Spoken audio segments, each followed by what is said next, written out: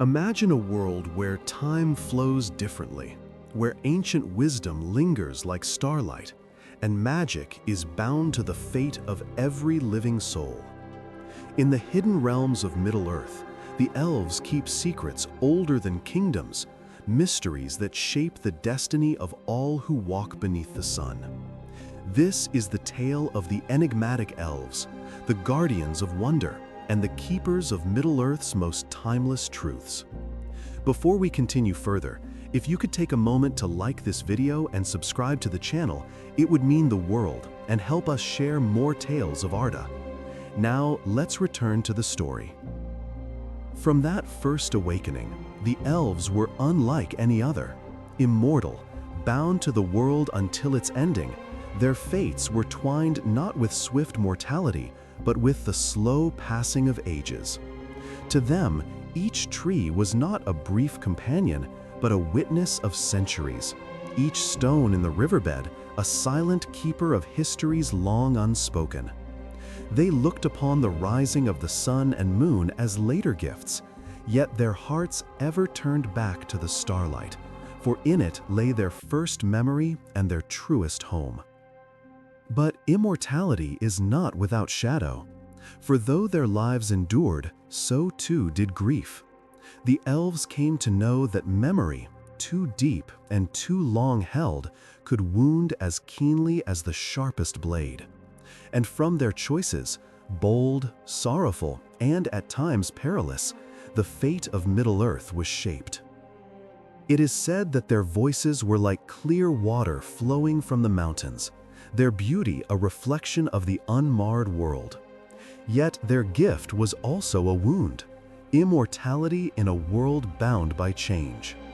As the ages rolled on, the elves stood as both guardians and mourners, keepers of knowledge and watchers of fading days. Their halls were filled with song and memory, but also with an unspoken grief, the knowledge that time was ever against them, that men, fleeting though they were, would inherit the earth. From the first great cities in Valinor to the hidden sanctuaries of Middle-earth, their story is one of brilliance and loss. Consider Feanor, whose skill shaped the Silmarils, gems that captured the light of creation itself. His pride, his fire, his unyielding will brought both marvel and ruin. By his choice, blood was spilled among kin, and the doom of Mandos fell upon the Noldor, shadowing their long struggle against Morgoth. And yet, without Feanor's daring, the history of Arda would have been far poorer, its chronicles dimmer. Others chose differently. Galadriel, proud and fair, crossed into Middle-earth with her people. Yet in her heart she harbored dreams of realms untainted, sanctuaries of beauty unmarred by the hand of Morgoth or Sauron. In Lothlorien she wove such a haven, where the golden Malnorn trees stood as a vision of Valinor preserved in mortal lands. Beneath her gaze the shadows of the world faltered, and in her words there was both wisdom and warning, for she knew the peril of power, having long resisted the temptation of the One Ring. And then there was Elrond Half-Elven, keeper of Rivendell, whose house became a refuge for the weary and a treasury of lore. His life was a bridge between worlds, for in him ran the blood of men and elves, and through him came the wisdom that guided both. In Rivendell, song was not for pleasure alone, but a vessel for memory, keeping alive the knowledge of ages past so that the mistakes of old might not be repeated. These are but threads in the vast tapestry of the elves, yet each reveals their nature, stewards of secrets, guardians of light, and mourners of their own fading glory. They stood at the crossing of fate and choice, their steps shaping the course of history in ways unseen and profound. To know them is to glimpse the sorrow of beauty that cannot last, and the fire of hope that refuses to be quenched.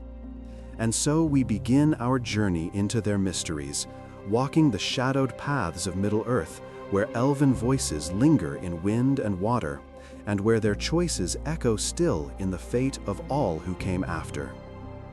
The Awakening and the First Sundering. Long before the sun first rose over the fields of Arda, before the moon's pale fire touched the forests and the seas, the elves awoke in the east by the dark waters of Cuiviénen. It was a land wrapped in twilight, where the stars burned clear and countless, and the winds whispered only of silence and the slow turning of the heavens. There, by the murmuring shores, the Firstborn stirred, and with their first words they gave names to the world. Some gazed in wonder at the starlight on the lake, and called it Erendilion for the reflection of a single bright star upon the water. Others bent low to the grass, marveling at the smallness of each blade, and their voices rang with laughter like the chiming of crystal. In those early days there was no fear in them, only awe. But the peace was not long unmarred. For Morgoth, who had already broken the harmony of creation, feared these children of Ilúvatar and sought to ensnare them. Shadows moved by night, dark whispers came from the forests. Some of the elves vanished, seized by his servants, and from those torments were wrought the first orcs, a cruel mockery of the elves' form. It is said that even in their laughter, some began to tremble, wondering if the night itself hid unseen watchers. Then came the Valar, mighty and radiant, to summon the elves to Valinor. Many were filled with longing when they beheld Orome, whose horn echoed like thunder through the stillness, and whose voice carried the promise of light beyond the horizon. Yet others feared him, mistaking his glory for wrath. Thus, from the first call arose division, a sundering that would echo through the ages. The Vanyar, swift to trust, followed Orome eagerly. The Noldor, curious and proud, longed to see the marvels of the West. But the Teleri lingered, hesitant, enamored of the starlit seas. And many more never departed, becoming the Avari, the unwilling, who chose the quiet shores of Cuiviénen over the brilliance of Aman. It was no simple choice. Imagine the heart of one who stood by those waters, hearing the call of Orome like a far-off song carried on the wind. To go meant to leave behind all that was known, the cradle of awakening, the familiar forests and rivers. To stay meant to forsake the light of the two trees, a glory beyond imagining. This first division was not wrought of malice, but of longing. For each heart weighed desire against fear, and in their choices the fates of countless generations were sealed. Among those who departed, wonder upon wonder unfolded. They beheld the trees of Valinor, Telperion and Laurelin, whose mingled light bathed the blessed realm in silver and gold. In their glow, the elves learned arts of craft and song beyond any mortal imagining. The Noldor in particular grew mighty in lore and skill, led by Feanor, whose restless spirit burned with brilliance. But not all hearts were at peace, for even in Valinor, shadows crept, and the seeds of pride, envy, and rebellion stirred beneath the radiant light. And those who remained in Middle-earth, the Avari and the Sindar, would weave their own destinies, sometimes in harmony with their kin across the sea, and often in tragic estrangement.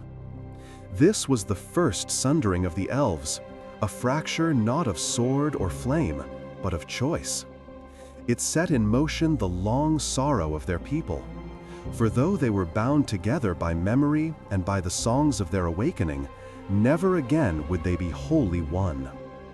And so from Cuiviénen to Valinor, from the shadows of fear to the brilliance of light, the story of the elves unfolded, marked always by longing for the stars, for knowledge, for beauty, and for a home that seemed ever out of reach.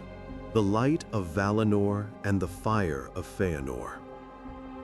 In Valinor, the elves beheld wonders that no mortal tongue could fully tell. Beneath the shadowless sky, Telperion's silver dew shimmered like frost upon the grass. and Laurelin's golden rain fell soft upon the meadows, weaving day and night together in a harmony of living light. The Vanyar dwelt nearest to the Valar, singing hymns that mingled with the airs of creation itself. The Teleri, enamored of the sea, lingered by the coasts of Eldamar, their harbors filled with swan-shaped ships that gleamed like ivory against the tide. But it was the Noldor who grew most restless in their pursuit of knowledge and craft. Their hearts burned with desire to shape, to master, to leave marks upon the world as enduring as the stars. Among them, none shone brighter than Feanor, son of Finwë. His spirit was a flame too fierce to be contained, and in his hands, craft leapt to life in ways unseen before or since. It was he who wrought the Silmarils, 3 jewels that held within them the unmarred light of the 2 trees. They were not merely works of art, but vessels of eternity, capturing in crystal the very radiance of creation. When others gazed upon them, their hearts were filled with joy and yearning, as though they looked upon the reflection of paradise itself. Even the Valar marveled, for in the Silmarils was preserved a beauty that would outlast the waxing and waning of the trees. Yet such wonder drew envy, and envy is ever the seed of ruin. For Morgoth, newly humbled, yet ever scheming, looked upon the Silmarils with hunger. Within their light he saw a glory that he could neither create nor corrupt, and his malice festered into desire. Whispering lies in the ears of the Noldor, he sowed suspicion and pride, telling them they were but thralls of the Valar, robbed of dominion over Middle-earth. Feanor listened. In his pride he began to believe that the Noldor were born to rule their own destiny, not to be guardians of another's will. His words grew sharp, and his eyes, once filled with fire of creation, burned now with mistrust. When Finwë, his father, sought to temper him, Feanor's voice rang like steel.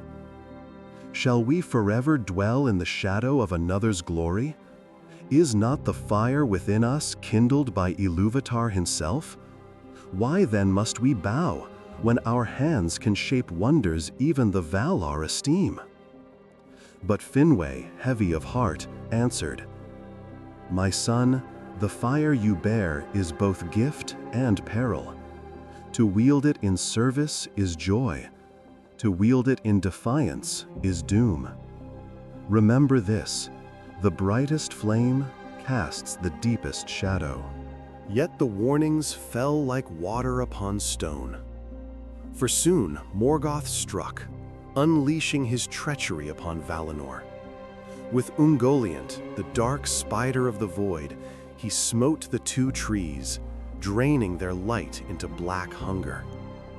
The world fell into darkness, and only the Silmarils preserved the memory of what was lost.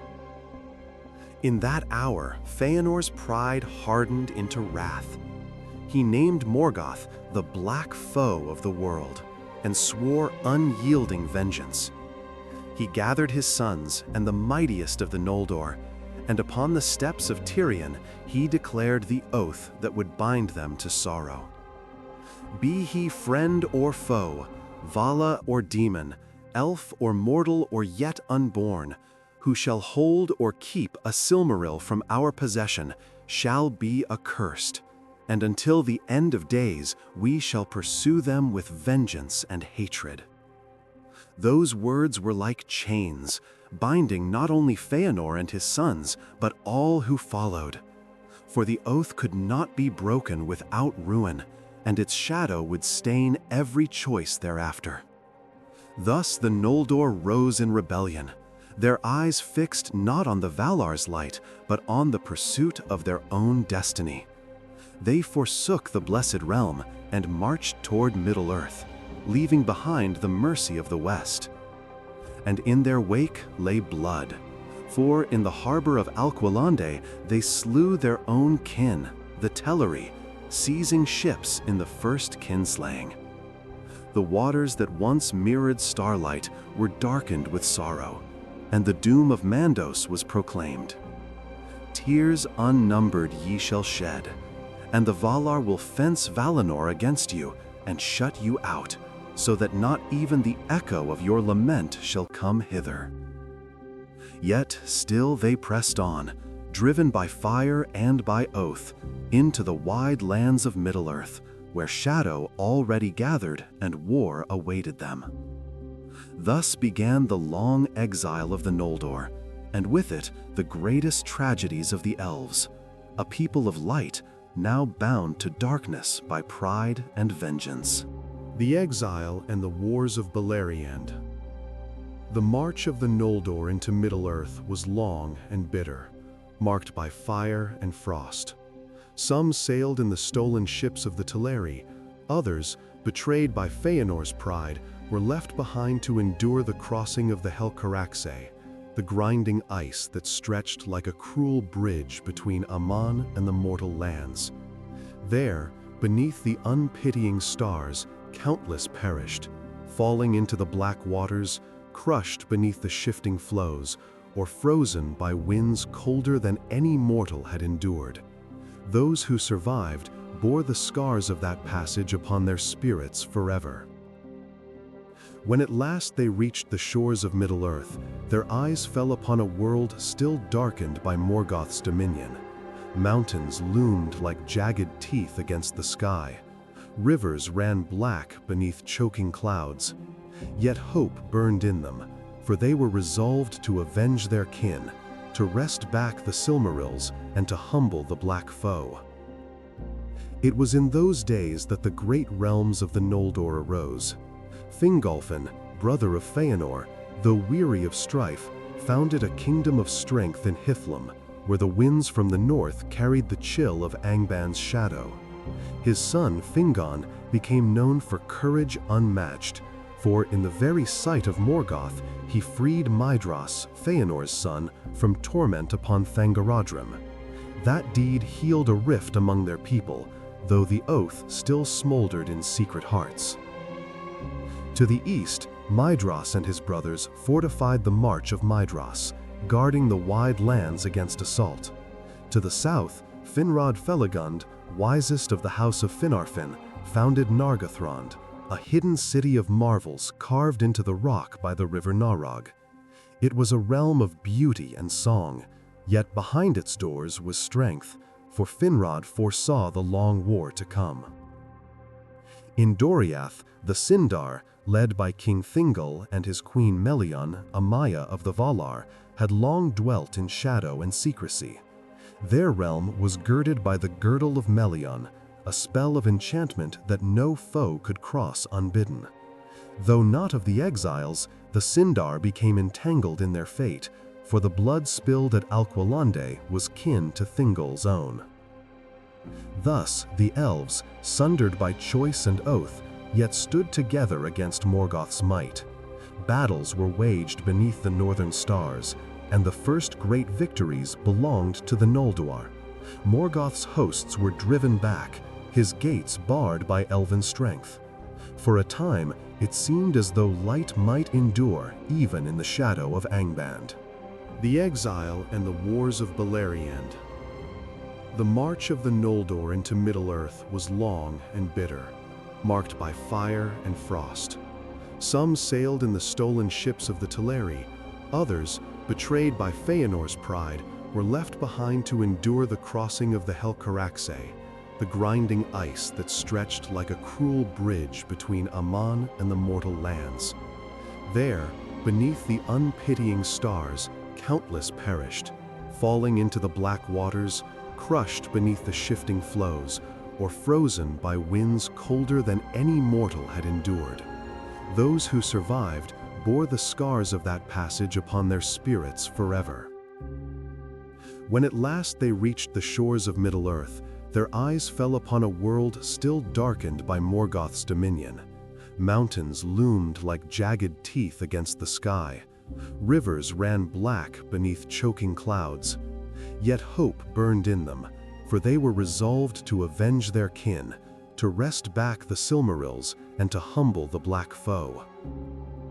It was in those days that the great realms of the Noldor arose. Fingolfin, brother of Feanor, though weary of strife, founded a kingdom of strength in Hithlum, where the winds from the north carried the chill of Angband's shadow.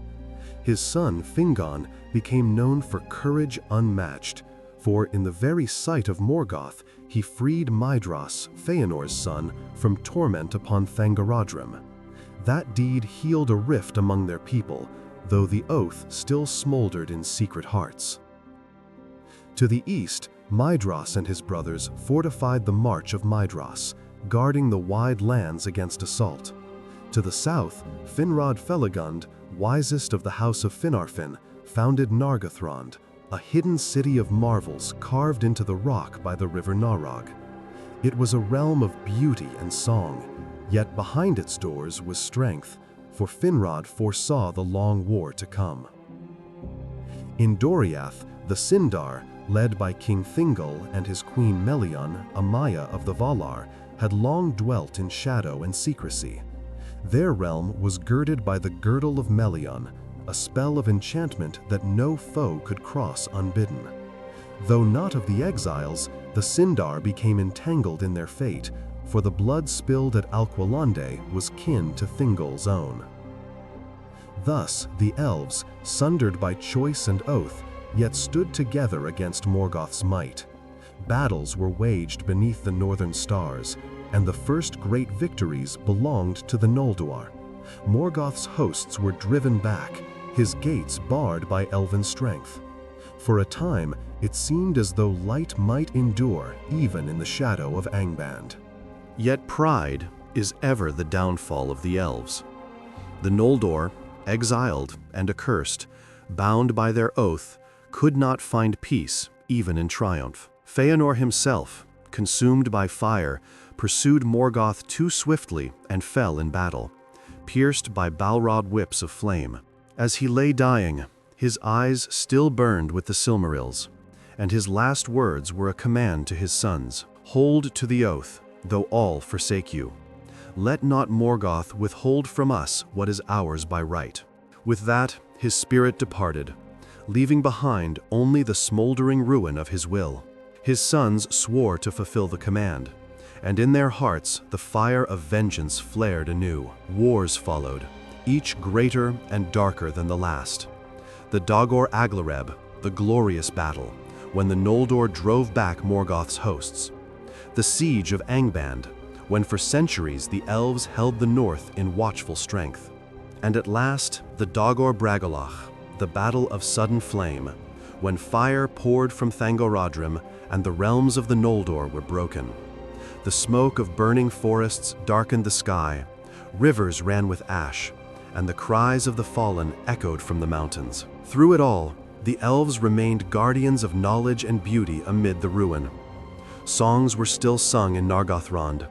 The golden halls of Menegroth still gleamed with carvings wrought by dwarven hands. And even upon the battlefields, the voices of elves lifted in defiance, their laments carrying the memory of what had been lost. But sorrow grew heavy upon them. Each victory seemed to bear the seed of a greater defeat. For every stronghold razed, another was cast down. For every alliance forged, mistrust and doom followed close behind.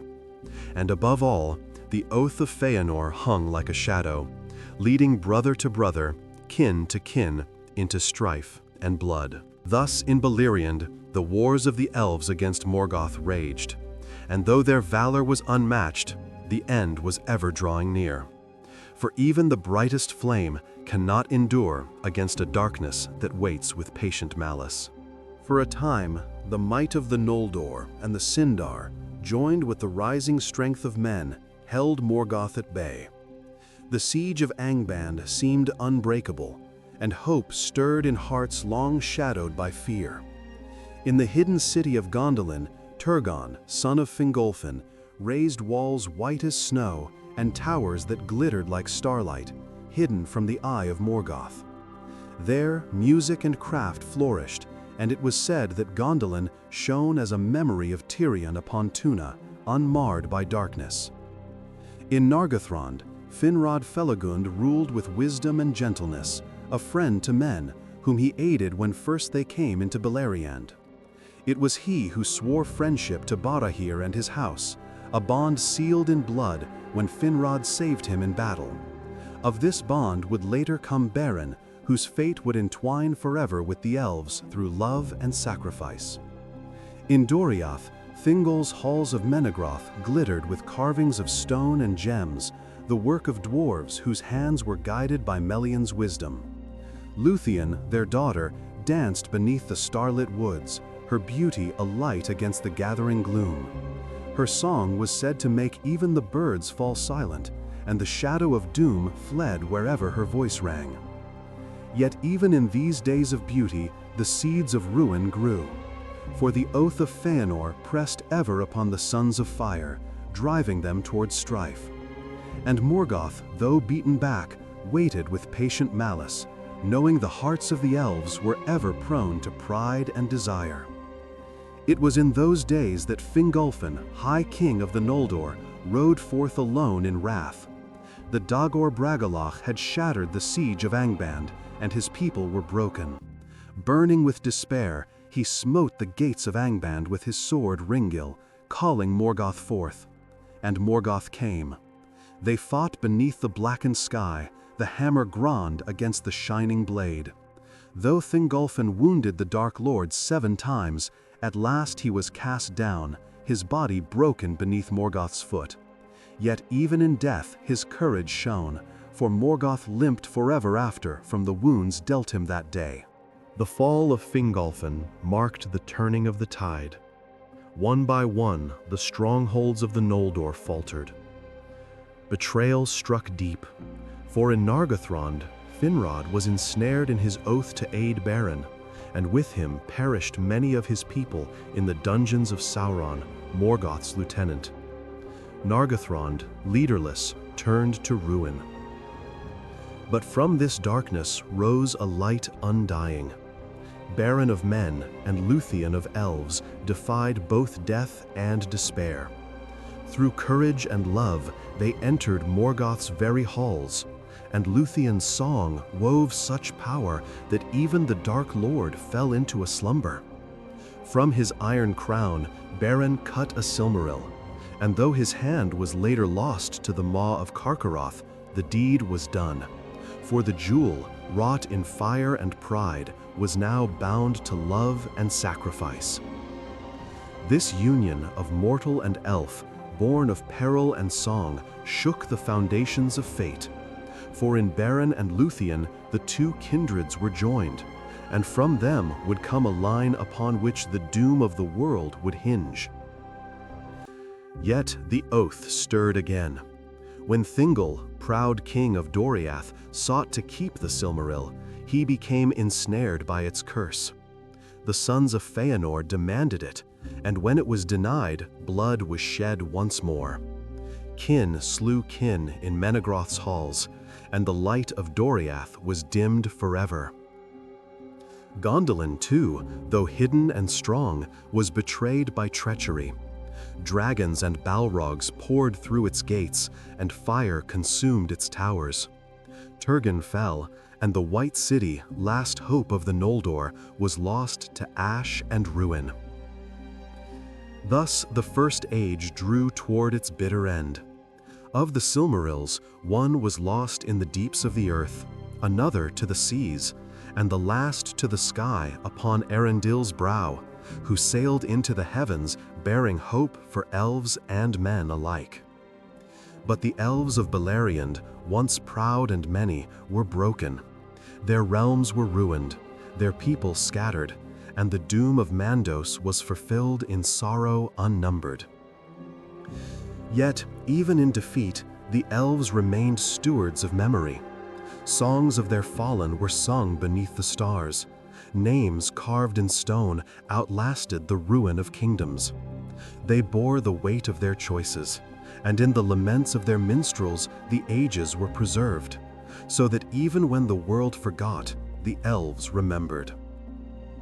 For such is their nature, to guard not only the living, but the very memory of what once was, to keep alive the light of beauty, even in the face of everlasting night.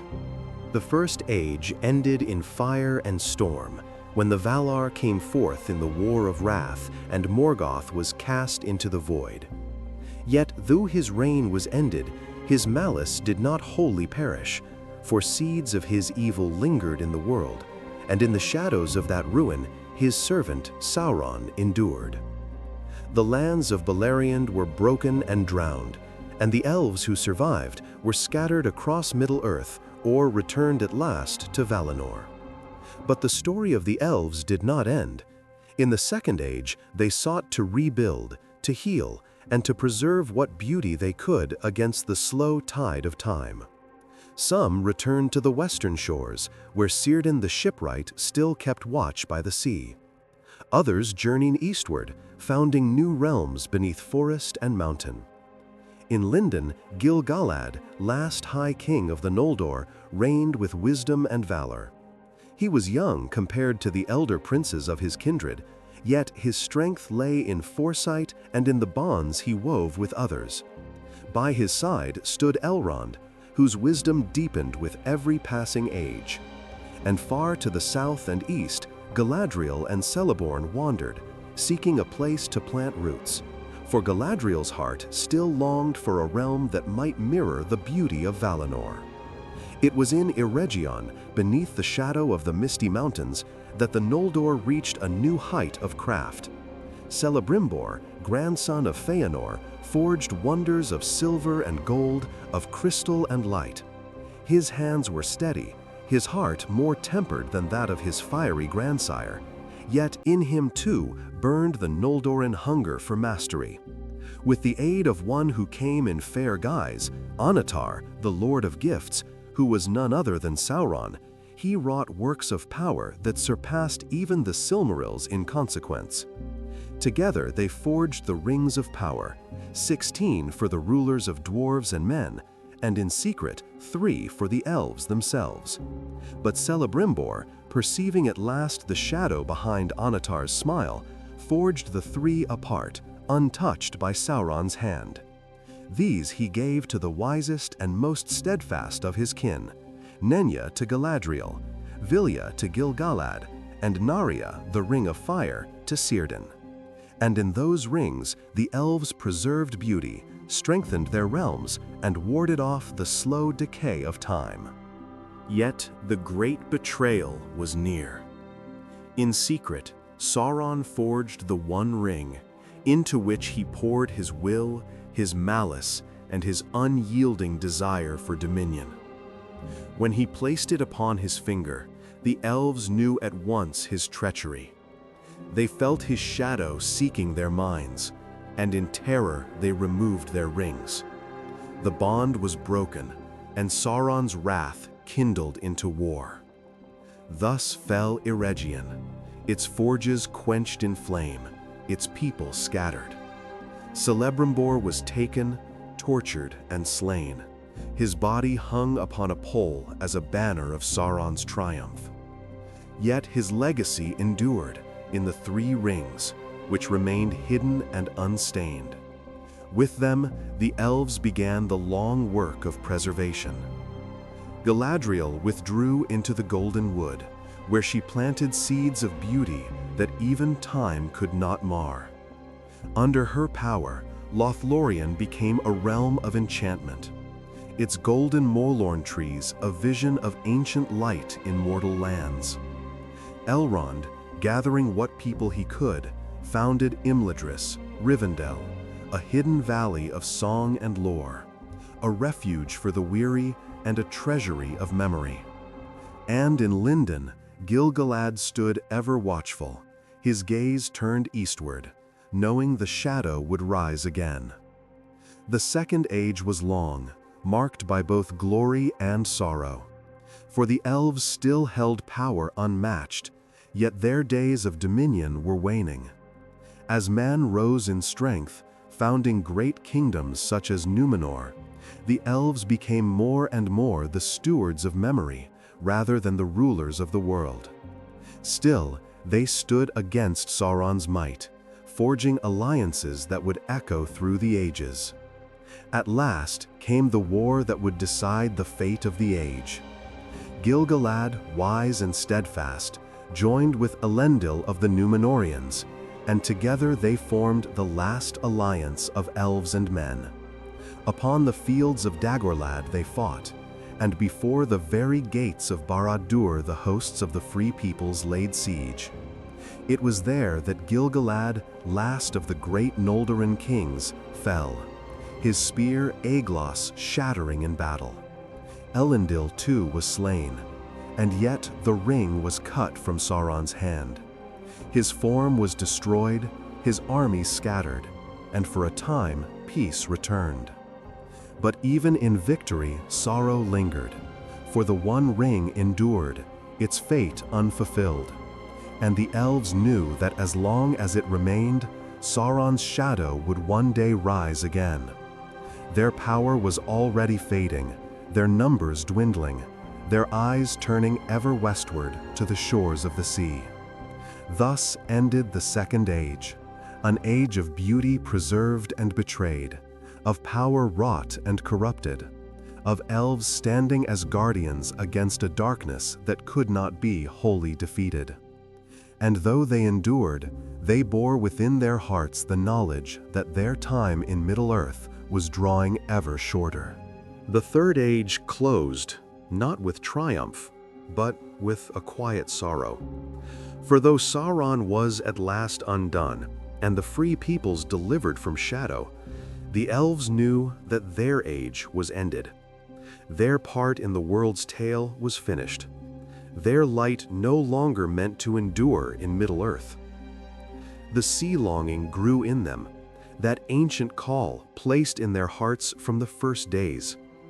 Even those who had once sworn to remain felt it stir anew, an irresistible yearning to return to the undying lands. And so it was that the white ships left the gray havens in silence, gliding westward beyond mortal sight, bearing away Galadriel, Elrond, and the ring-bearers. Yet the elves did not vanish wholly, nor did their legacy dissolve like smoke upon the wind. Their memory remained, woven into the very fabric of Middle-earth. The songs they had sung still lingered in the valleys. Their voices carried in the murmur of rivers, the sigh of leaves, the echo of starlight upon the hills. Their craft and wisdom endured in hidden places, in the towers and halls they had raised, in the healing arts preserved in Rivendell's lore, in the beauty of Lothlorien's trees, which for a time yet stood as a golden dream in a mortal land. More than this, the choices of the elves shaped the fate of the world beyond their own departure. It was Elrond's wisdom that set the ring-bearer on his path. It was Galadriel's gift that preserved hope in the darkest hour. It was the sorrow of Arwen Undomiel, choosing mortality for love, that bound the destiny of elves and men together until the world's end. And though the elves departed, their gifts remained behind. The phial of Galadriel, the memory of Lothlorien, the songs of Rivendell, the counsel of Elrond recorded in the hearts of kings. Thus did their guardianship endure not through their presence, but through what they left behind, a light for mortals to follow, a wisdom to guide in shadow, a beauty to remind the world of what once had been. In this way, the elves became as myth, half remembered by men in later days, their names fading into legend, their works mistaken for the deeds of gods. Yet for those who still listened, their spirit remained, a soft echo across the long ages of Arda. The Age of Men had begun, but it bore within it the memory of the elves, guardians of ancient secrets, keepers of light in the long night. Their tale was ended, yet their legacy endured, like starlight shining in the dark, a light that no shadow could wholly quench. So it is that when we speak of Middle-earth, We cannot forget the Eldar, who walked its lands from the first dawning, who shaped its fate with both folly and wisdom, and who, in their fading, entrusted its future to others. They are gone now, sailing into the west, yet their voices linger. If you listen closely, you may yet hear them, in the rustle of leaves, in the rush of rivers, in the quiet songs of twilight. For though the elves have passed beyond the circles of the world, their memory remains, and, so long as it is remembered, the light of the Eldar endures. Thus ends the tale of the enigmatic elves, guardians of Middle-earth's secrets. Yet their story is but one among many in the long history of Arda. If this journey has moved you, do not let it fade into silence. Join us again as we uncover the legends of other peoples and powers of Middle-earth. The road goes ever on, and many tales yet await.